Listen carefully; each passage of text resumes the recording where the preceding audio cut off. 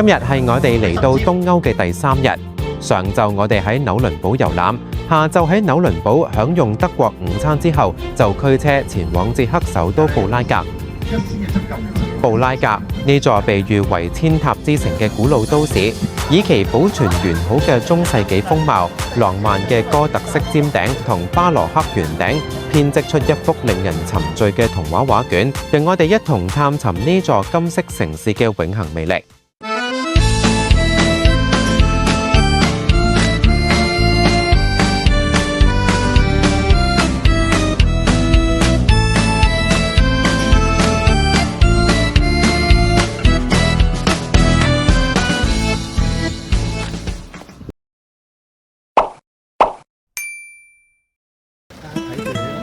喺布拉格嘅心臟地帶，伏爾塔瓦河溫柔地環抱住呢一座千年古城。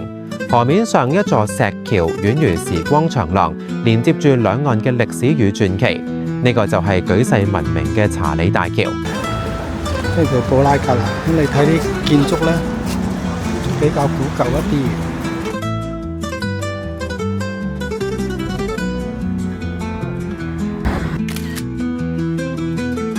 嚟到布拉格嘅街頭，哇！啲車衝啊，好危險啊！唔理你喎，哇！嗰個車咧唔想停咁嘅。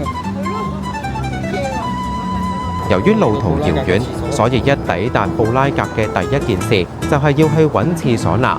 好在導遊好熟路，帶咗我哋去地鐵站嘅廁所。火柴啊！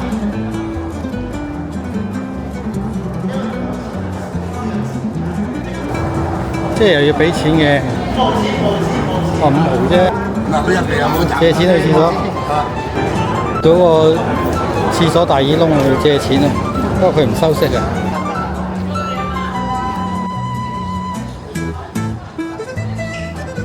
布拉格係捷克共和國嘅首都同最大城市，位於歐洲中部伏爾塔瓦河兩岸。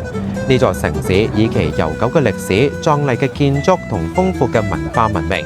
布拉格嘅歷史可追溯至公元9世紀，曾經係神聖羅馬帝國同波希米亞王國嘅重要中心。14世紀時，神聖羅馬帝國皇帝兼波希米亞國王查理4世將布拉格建設為帝國首都，並創立咗中歐最古老嘅大學查理大學。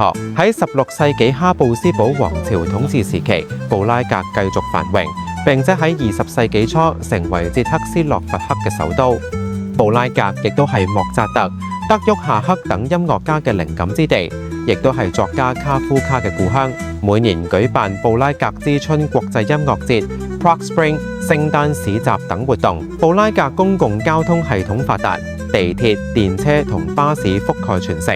因城市唔大，好多景點可步行到達，適合悠閒探索。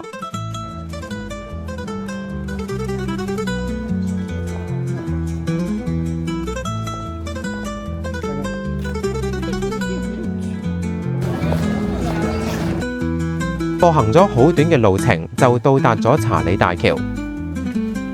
查理大橋係布拉格最重要嘅地標之一，建於13世紀，係一座巴洛克風格嘅橋梁，由神聖羅馬帝國皇帝查理4世下令建造。呢座全長516米、寬10米嘅石橋，歷經6個幾世紀嘅風雨洗禮，至今仍然巍然屹立。橋上擁有栩栩如生嘅雕像，其中包括聖母瑪利亞同聖彼得等。據講，建築師喺徽章中加入咗雞蛋同葡萄酒，讓呢一座橋擁有咗不可思議嘅堅固。哇！呢度大景啊！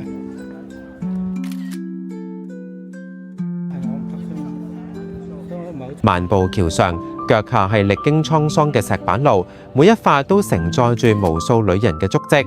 30座巴洛克風格嘅聖人雕像分立兩側，喺晨光暮色中投下斑駁嘅影子。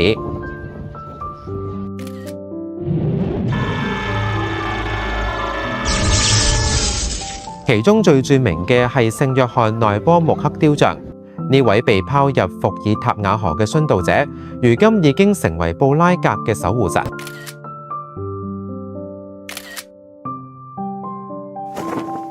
等多陣就放工㗎啦。會放工㗎，我對公司好有感情。橋下嘅伏爾塔瓦河水同夕陽嘅映照，使橋呈現出絢麗多彩嘅景色。走在橋上，有嚟自世界各地嘅遊客，有現場即興繪畫嘅藝術家，仲有演奏樂器嘅藝人。想要真正領略查理大橋嘅魅力，必須喺黎明破曉時分前嚟。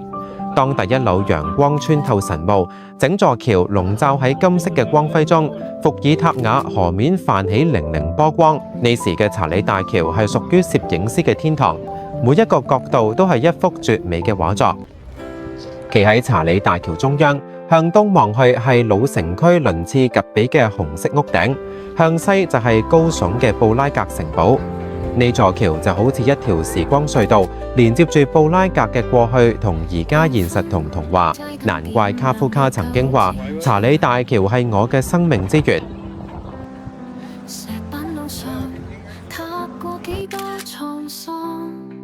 走過大橋，沿住老城高低錯落嘅街道同建築，探尋卡夫卡小屋、百年咖啡店、古城堡、布拉格廣場，嚟一場熱烈而獨特嘅布拉格之旅。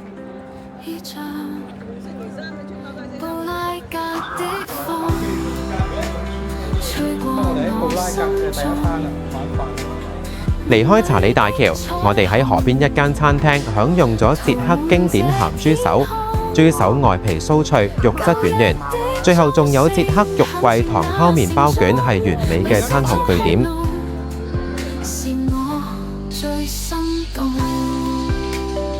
因為餐廳開設喺河邊，所以食完晚餐仲可以喺呢度影一張靚相留念。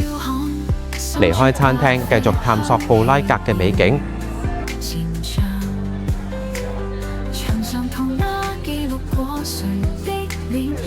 嚟到伏爾塔瓦河邊，又係一個最佳取景點。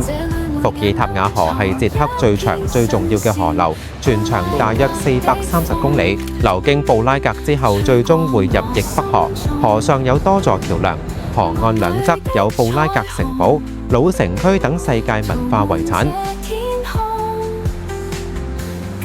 當夕陽西下，夜幕降臨，整個老城廣場籠罩喺溫暖嘅燈光中。街頭藝人嘅表演、馬車嘅蹄聲、教堂嘅鐘聲交織喺一齊，構成咗一幅活生生嘅中世紀畫卷。布拉格就係咁樣一座城市，佢讓每個到訪者都成為童話故事嘅主角。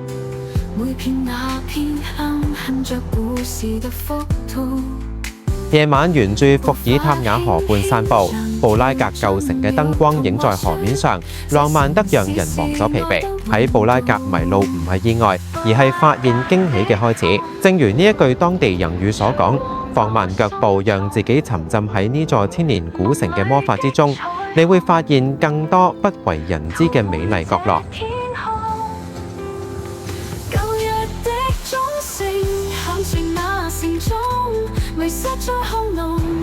玩咗一日，大家都好疲倦，終於都返到酒店。今晚會入住呢間布拉哈酒店。酒店雖然唔係好大，但都非常整潔，因為只係住一晚，所以都冇乜嘢要求。期待聽日嘅城堡探秘。睇完片記得點讚、分享同訂閱是那康抗，有你嘅支持就係我嘅動力來源，多謝。